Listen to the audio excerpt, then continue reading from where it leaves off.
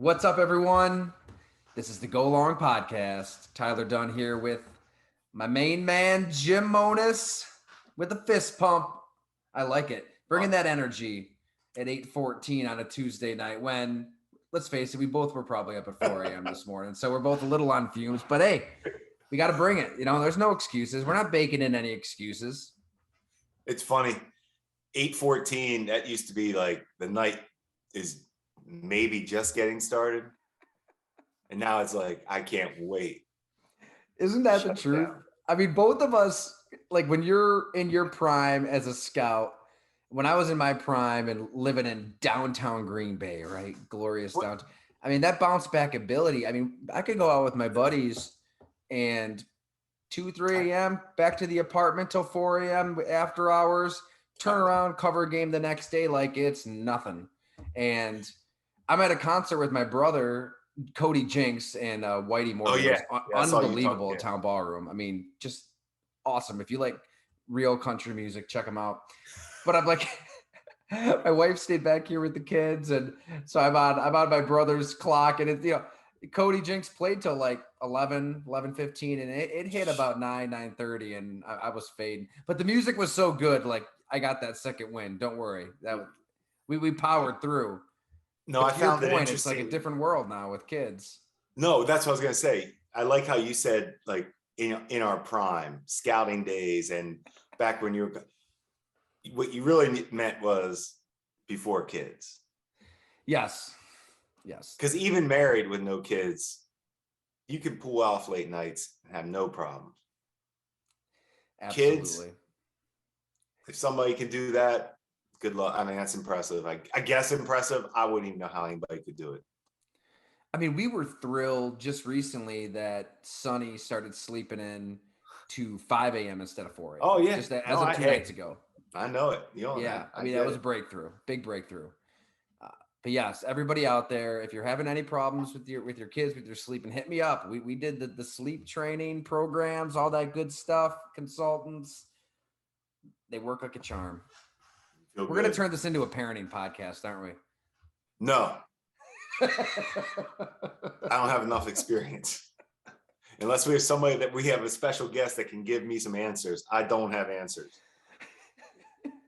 I'm learning. Hey, I'm learning. Transition from a beer and football podcast to a parenting, but that'd be a hard turn. Learning as we go. All right. So the theme of this podcast, as you can tell in the headline, we're talking about the Buffalo Bills. I have a good feeling it's going to be a theme this season on the Go Long podcast, and we'll have more details on everything very soon. We're going to get into a rhythm. We're going to be hitting on these Bills very regularly. We're here in Western New York. We know a lot of you are here as well, and like a fresh perspective on the team. I think Jim being in the know, running the damn team for as long as you did, and having the expertise in the scouting field alone is a perspective that nobody can get anywhere. And Jim's as humble as they come, so I'll say it. He's one of the smartest football people I know, and it's not even close. And we just want to try to give you something different with this show, and obviously with the newsletter too. So sign up, golongtd.com. We have a lot of features coming your way. But here on the pod, we've got some good stuff in store, and I just can't wait to see and hear Jim break down the Super Bowl favorite. So that's going to be the theme of the show. We can hit on some headlines first if you want, Jim. I guess there's a few. Nothing crazy.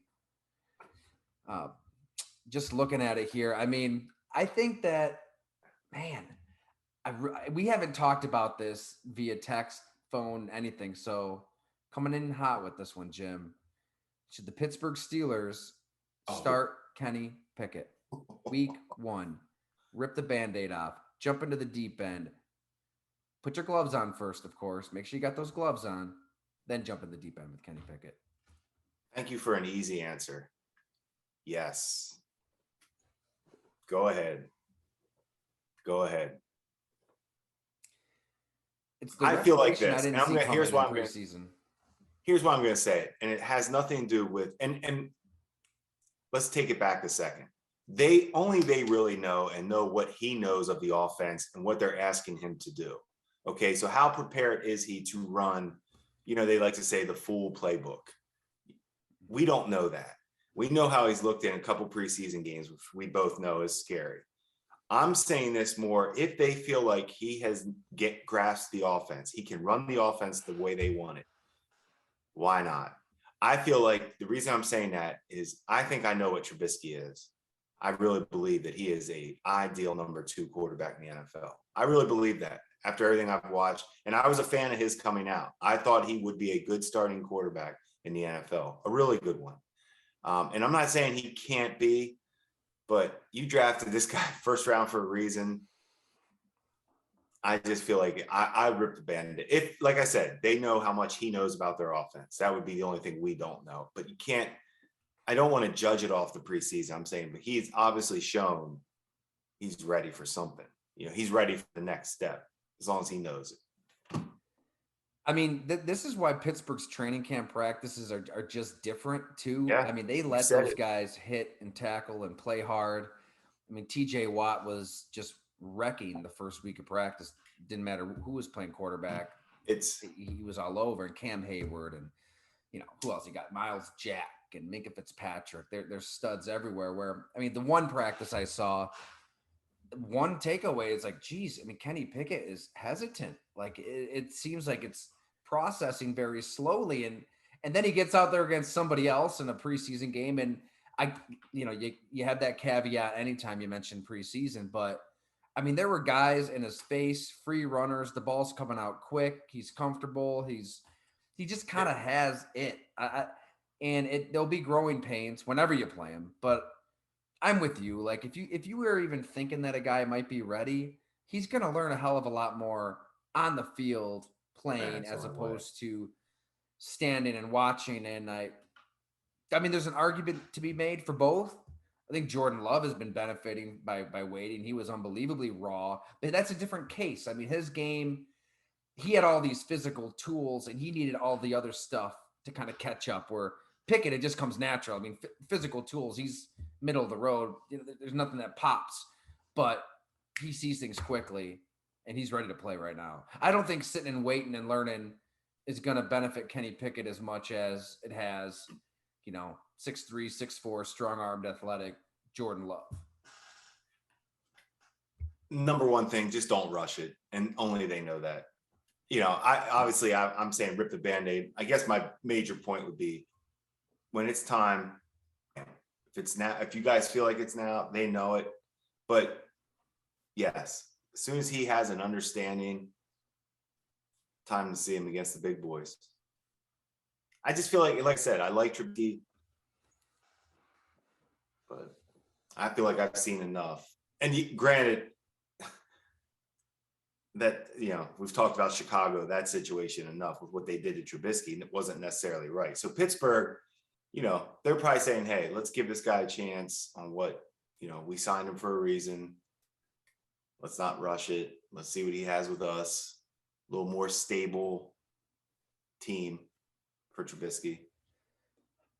I mean, all we heard was how beneficial the 1 year, backup exile was for Mitch Trubisky here in Buffalo. And I'm sure it was. I'm sure he learned a lot with Brian Daboll and Josh Allen, but you're right. I mean, at this point, I mean, I'm with you. I think that you can win games with him, especially with that team, with that defense, that running game, one of the best trio wide receivers you'll see in the NFL, a developing tight end. There's enough there to talk yourself into it. But if your only fear is that, okay, that Steelers line isn't that good, I mean, I don't think it should preclude you from starting a rookie quarterback.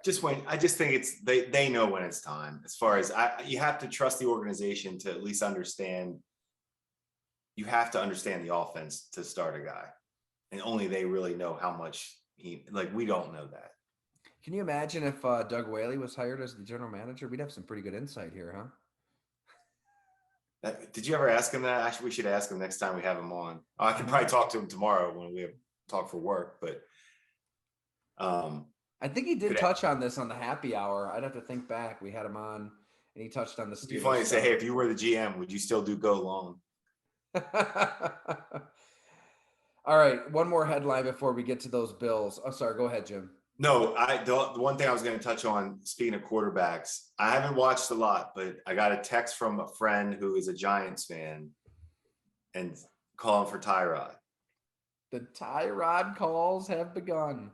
But I didn't watch anything. I didn't know if, but I remember we brought that up a while ago. It would not shock me at all. Yeah, it's hard to, I mean, I know that there's a clip or two that tends to go viral on social media, and I'm not going to base an opinion off of one clip, but even beyond that, it seems like his summer has been right? If he was just blowing everybody away, I mean, we would definitely hear about it. We'll see. It's just funny. We'll see. It is funny to see. I get it. Like any quarterback that struggles early on, you're going to see the graphic with his stats by Josh Allen, aren't you? Like it's bound to happen. His first 2 years compared to, and he does have Daboll, so we'll give him a chance. Let's not write him off yet. But Kayvon Thibodeaux, I want your take on the cut block that Thaddeus Moss, for those who don't know. Yeah, that's the first thing I did was look up when I saw it on Twitter. I was like, who is that? I was like, Bengals tight end, 11-16 left in the first half. All right, to me, it just looked like a standard cut block. Like that is what you are trained to do, because I don't know how else you're supposed to block a freakish defensive end. And I get it's exhibition, but you're still in pads. You're still playing a live football game. Injuries happen when you're not going 100%. It's not like a practice. I mean, you're there to play a game. And I agree. That's how there was a lot of uproar over this being a dirty play, and I didn't see it, Jim. Did you? No, I'm with you on the not dirty. He didn't look like he was trying to do anything intentional at all. It looked a little not clumsy, but you know what I mean? It looked like he kind of slid off on contact.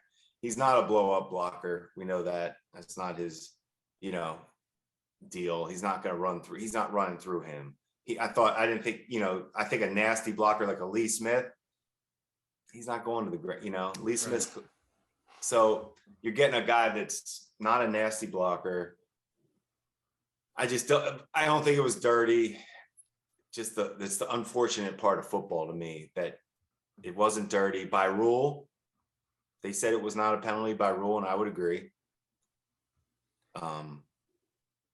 But you wish it could just never go low. You wish there was a way to not go low. And whatever position you're playing on a football field, every player will tell you the same thing, won't they, Jim? I'd rather get high than low. Every receiver says it. Every time that a DB goes low on their knees, their ankles, but the DBs have no choice because of what the NFL has been emphasizing. I mean, they cracked down on concussions hard about a decade ago is when it really ramped up. And that's when you started seeing guys just flying at the legs. Because what else are you going to do? It's until it is literally flag football or touch football, you need to bring somebody to the ground. And if you're not allowed to hit a guy high in these bang situations in a game that's played at a million miles per hour, like you just have to go low. And it blows my mind how we lose our minds over a block like that. And the NFL and general society is looking for a middle ground that doesn't exist. Like, what do you want these players to do? Like this middle ground of like trying to find a safe way to play. Like, you can put out as many heads up football infomercials as you want and, tweet out, from the NFL officiating page, as many clips as you want. This is how you play football. Like, at the end of the day, there's going to be injuries. There's going to be collisions. And I just prefer that eyeball. Is it crossing a line? Is it overtly dirty? You kind of just know when you see it. And these guys know what they signed up for. Shit, at the end of the day, that's what it is. I mean, you're playing football. Injuries are part of it. Well, I like what you said. 100% safe. I feel like you can see when it could be, it could have been avoided or it was dirty. And that's what that did not look like that to me, like we were saying. But we're asking the most talented, explosive, fast, powerful athletes in the world to play a violent sport. But under control. Right. And Good that's luck. where the greats, the absolute best of the best, do that. The TJ Watts in Pittsburgh, Yeah. sat down with him at training camp, be on the lookout for something there. He broke down to a science, like how he plays. And it kind of blew my mind where in that situation, a TJ Watt, Kayvon Thibodeau, he might be one of the best edge rushers in the league soon, but that's part of the job, is avoiding that injury in a way and seeing that's coming and reacting to it and being under control. Like that it's kind of on him too. So yeah, it's hard. I don't know how these guys do it, but you do have to kind of somehow play under control in slow motion when it's so fast. Let's get down to it. Buffalo Bills, 2022 Super Bowl favorite, Jim Monos, director of personnel. Loaded. May of 2013 to May of 2017, correct? 17, yep. You've been on this you've been on this bandwagon for a while now. I mean, even when things were pretty bad late last season, I was riding the wind game, and they fight at the end of Tampa but lose that. You said through it all, like the core is there, the offense is there. Now that they've reloaded, what do you think? Let's just hear it. We kind of been beating around the bush on the Bills lately. No, I love them. I love it. Like I was just telling somebody yesterday, I just, when you study them, what's their glaring weakness? Okay, what everybody says, Trey White, how's he going to come back? Agreed. I think he'll end up being fine, and they'll figure that out. I would still, if I had to pick one thing I want to see, is how they stop the run. But the way they're built, teams might not be running the ball a whole lot against them, because you are going to have to score. And that's my point. If that's, I am nitpicking, trying to figure out where their weakness is. Are the edge rushers, Von Miller, obviously, are the young guys, are they going to take that next step? We've talked about what they've invested there. That's something we'll be watching, but it's certainly not something you would say is a weakness. It's just, we're looking for growth. Linebackers, rock solid, know the system, fly around. They know everything they're asked to do. Safety's ridiculous. I mean, offensive line, rock solid. Tight end group, plenty good enough. Maybe not great, good enough. I look at their team. I love it. I mean, I really, really love what they've done. And we talked about this last year. Before, I'd said they should go out and get a good backup quarterback, better than Barkley. And they went and got Trubisky. Now, here we are. This is their fascinating battle right now to me, is Keenum Barkley, which I don't think it's a competition. I like Keenum much better than Barkley. Yeah. I don't know if that's a done deal or if it is a true competition, but once again, I love what they've done. Like, hey, we're going to lose Trubisky. Bring in Matt Barkley. He's been here. He can compete, knows what we need him to do. Great in the room. Good friend of the franchise quarterback, from what I hear. Always a nice thing to be. Keenum. Guy's a fringe, has been he's an ideal number 2. So I don't want to say it's hard. I just give I really think. Is Barkley just around because he's Allen's friend? Like, is he just No, I don't think that. I think obviously he knows. And Randall Cobb and Aaron Rodgers got him out there in Green Bay. And well, I can't wait to see if they keep 3 or not. That would not be smart to me. That roster spot's pretty valuable. I would be, that would make sense to keep whoever they. But that's what we're talking about. Life in Buffalo is pretty good. That's what I'm saying. This is what we're doing. We're talking about the growth of the young D lineman and the backup quarterback. And running the punting competition, which reached its climactic conclusion last week. No it's unbelievable. They're just loaded. So I give it's from somebody on the other, working in that side of the business too. Back when I did it, well done. You're taking advantage of a franchise quarterback where you have put everything in place to win a Super Bowl. Now the head coach got to come through. Completely. And coaches don't win games, but they can lose them. We could spend many podcasts on that front. You know what crossed my mind too is it's just fascinating to see how teams with a quarterback on that rookie contract proceed in March and April. I like that Jacksonville spent money. Like they had to spend. I mean, and you have to overspend. Christian Kirk, absolutely. But what gives you a little pause there, Jacksonville kind of spread their resources around to different positions. With Buffalo, you saw them actively pouring millions into skill position players around Josh Allen early. I mean, John Brown, Cole Beasley, then Stephon Diggs, then Emmanuel Sanders. You know, it was definitely a concerted effort to speed that development up, like get it going. Now, I love Trevor Lawrence. I think he's going to be great. I probably like him more than you. I like your eye. You've been a little skeptical, but I would say I just need to see more. If you see some of you will see some of the big time throws that you want to see. It's just more consistent. It seems like they have a lot of twos, you know, maybe even like high threes. And that would be a concern for me if I was in Jacksonville, where good point.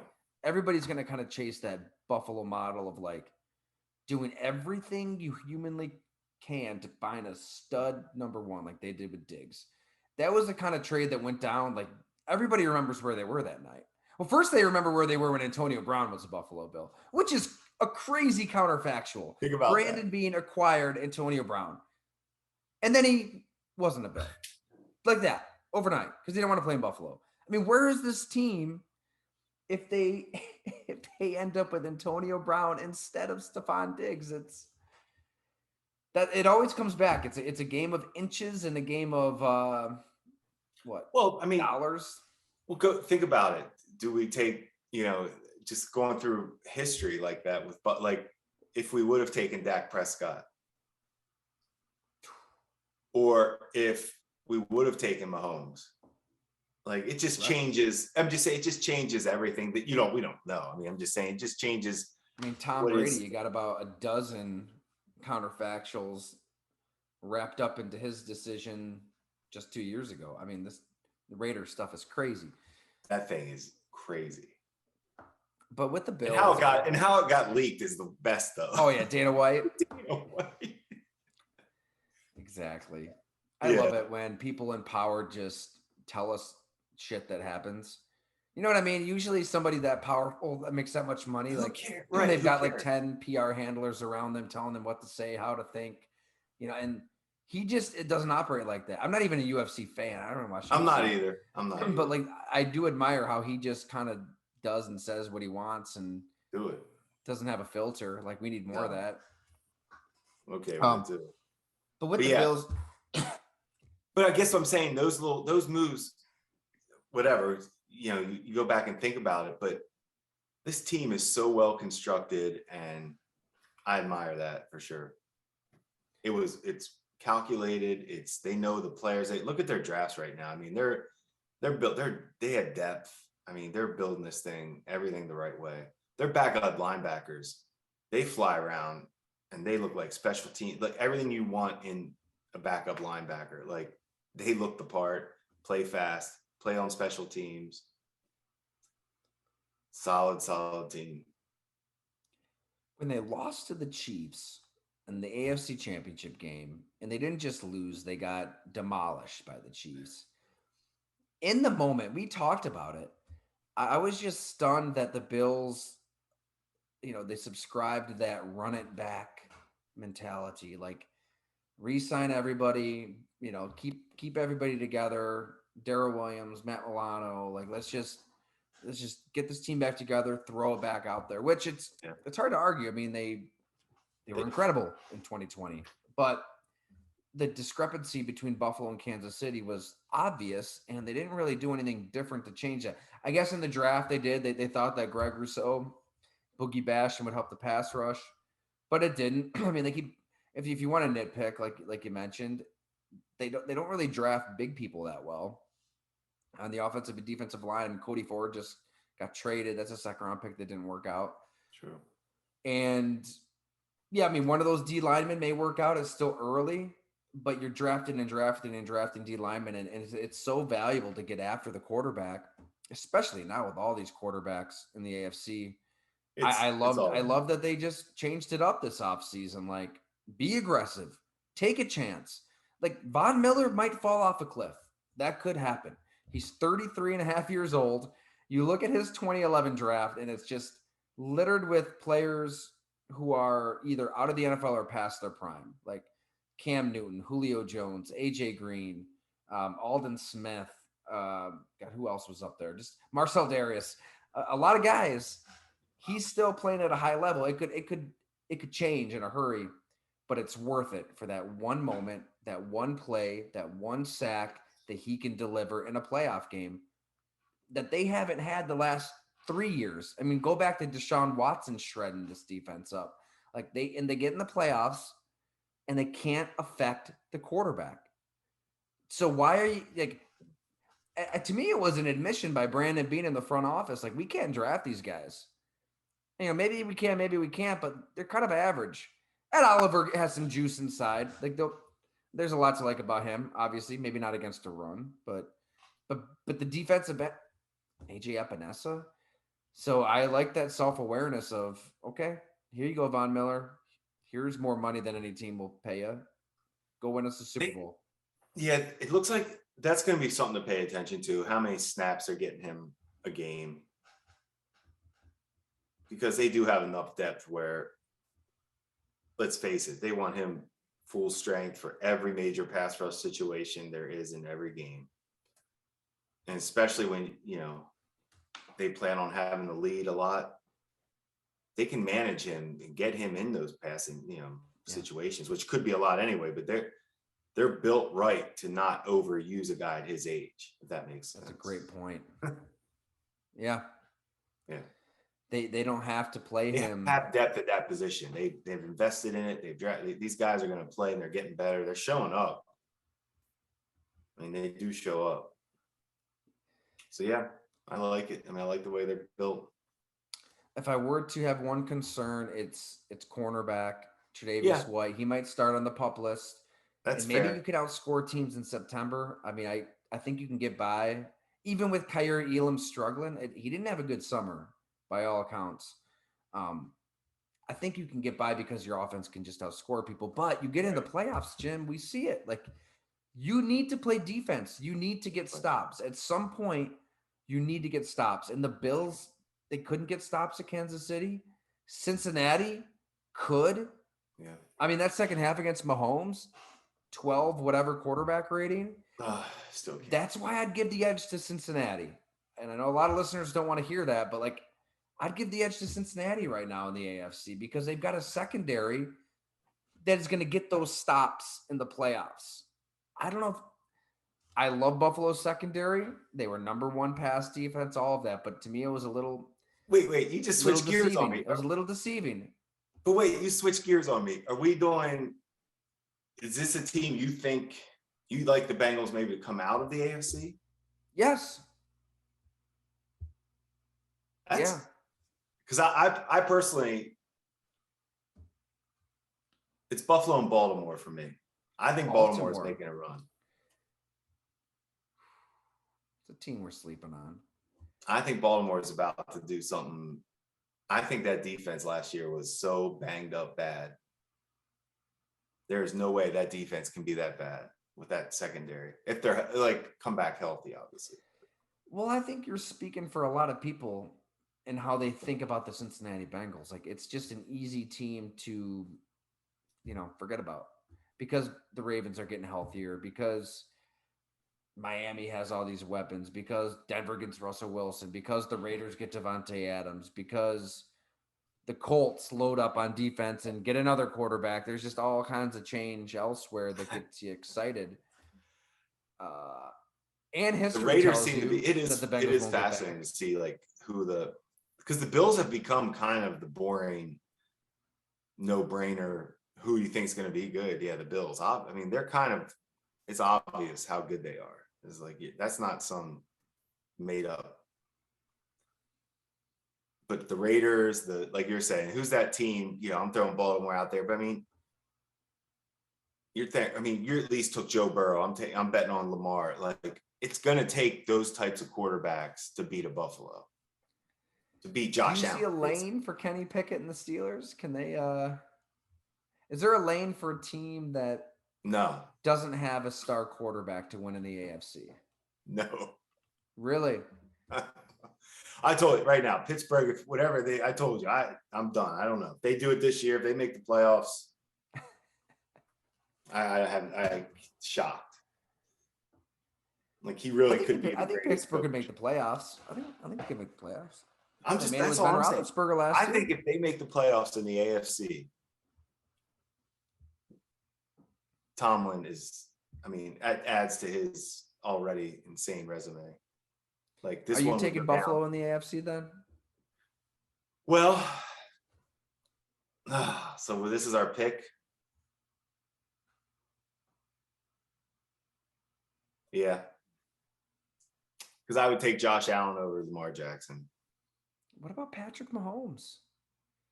The quarterback that could have been a Bill, Jim. He's washed up. He's old now.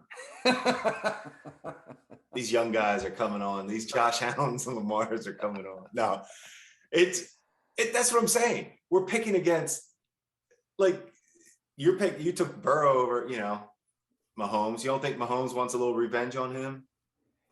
Their offense is going to be fine without Tyreek Hill. I mean, is Herbert going to make a move? Justin Herbert. Forget about Justin Herbert. That's what I'm saying. That's what I'm trying to say about Pittsburgh. I can't say they're going to make the playoffs based on how with these quarterbacks in the AFC. Based on Mr. TJ Watt, Cameron Hayward, Minkah Fitzpatrick. Look at their receivers, Jim. Deontay Johnson, Chase Claypool, George Pickens. Do you see George Pickens? Johnson can't catch. Claypool, I like, big wide out, but not a mismatch. I mean, he's just a size guy. And Pickens is a highlight guy right now for sure. There's a lane. I can't. There's a gleam. Tyler, I'm just telling you. There's a gleam I'm not for those saying Steelers. I'm right. If the Steelers make the playoffs, I'm a believer. What's their over under? I forget. I'll check what it said. Come on, Jim. You should know this off the tip of your tongue. What was it? He's never had a losing record, I don't think. Never. Is it 9? I'm laughing because by saying that, I should bet the over.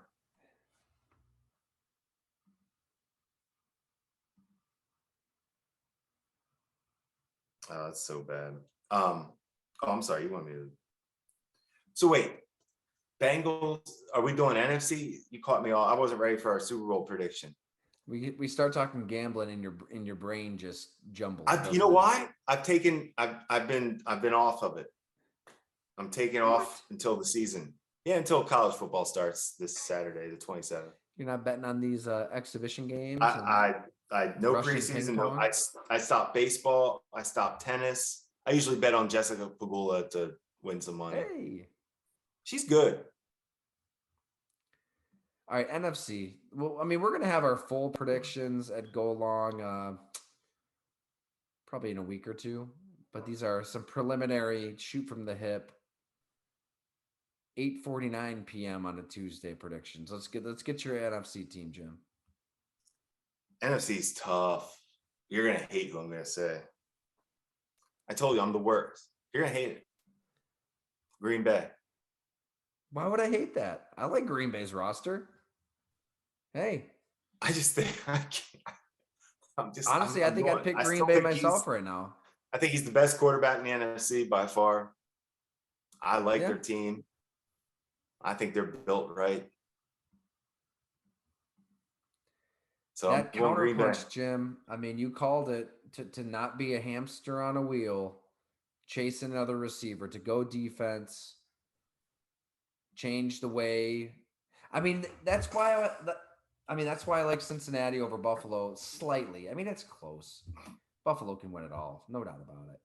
Well, no, I'm not saying Cincinnati just seems built to win in the playoffs. And Green Bay, I think, made the necessary changes to win in the playoffs. I mean, we're talking about the right teams. as far as yes, they all can win it. I mean, obviously. So wait, who's your NFC? Green Bay. I'm going Green Bay right with you. Yeah. Right now, subject to change. Cincinnati, Green Bay, Buffalo. That's our Green childhood, Bay. our childhood fandom coming out of us. All right, let's end on a high note. That's good, Jim. All right, everyone. Thanks for listening. Read all our stuff. GoLongTD.com. Subscribe. Sign up. Join the community. Richie's happy hour was amazing. Richie Incognito brought the goods. Talked for over an hour and a half. It was a lot of fun. Hey, did you ask him about anything about Tapo or no? It's okay. I didn't know if it went that route. You know, we got going on a million different things. I completely forgot. No, I didn't. That's okay. I was just curious. I should have. Hey, and the win total for the Steelers is 7.5. Wow, that's the easiest money then. They're not going to be below 500. They never are. You're gonna make me bet that now. All right, get off the show. Let's. Thanks, everyone.